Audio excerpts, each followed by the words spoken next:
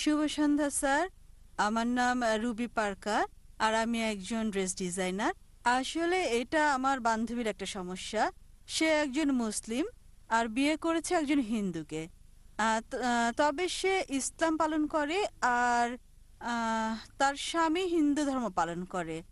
এখন সে এবং তার পরিবার বিষয়টাকে সহজভাবে নিতে পারছে না। তাই আহ, দয়া করে এ বিষয়ে কিছু বলবেন কি?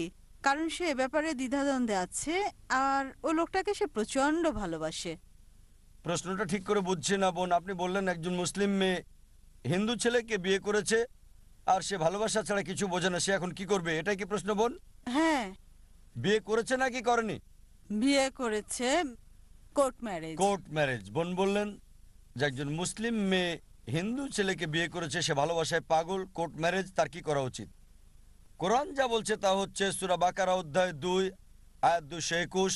বলা হয়েছে যে মুশরিক নারীকে বিয়ে করো না, মূর্তি পূজারী নারীকে বিয়ে করো না, যতক্ষণ না সে ঈমান আনে। বিশ্বাসী নারী যদি কৃতদাসীও হয়, অবিশ্বাসী নারীর চেয়ে সে অনেক উত্তম, যদিও সে তোমাকে মুগ্ধ করে। আয়াতের পরের অংশ বলছে মুশরিক পুরুষকে বিয়ে করো না, কোনো মূর্তি পূজারীকে বিয়ে করো না, যদিও সে তোমাকে মুগ্ধ করে, যতক্ষণ না সে ঈমান আনে। একজন বিশ্বাসী পুরুষ যদি কৃতদাসও হয়, যদি কারো গোলাম হয়, মুশরিক পুরুষের চেয়ে সে অনেক উত্তম। অবিশ্বাসী পুরুষ তোমাকে যদিও মুগ্ধ করে, তাই ইসলামে একজন মুসলিম নারী অমুসলিম পুরুষকে বিয়ে করতে পারে না।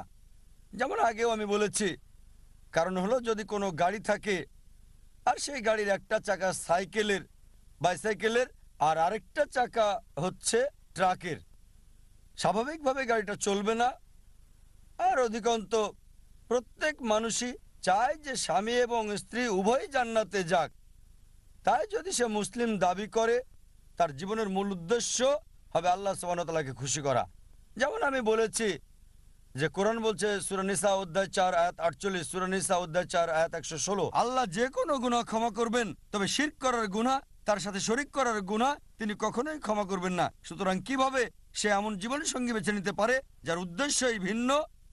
তার মানে হতে পারে আপনি স্বার্থপর, আপনি জান্নাতে যেতে চান, জীবন সঙ্গী জান্নাতে যাক সেটা চান না। তাই যদি সত্যিই সে স্বামীকে ভালোবাসে, আলটিমেটাম দিতে পারে, যদি এ অবস্থায় থাকো জান্নাতে যেতে পারবে না, তাই আলটিমেটাম দেন, যদি আমাকে চাও ইসলাম গ্রহণ করো, তুমিও জান্নাতে যেতে পারবে।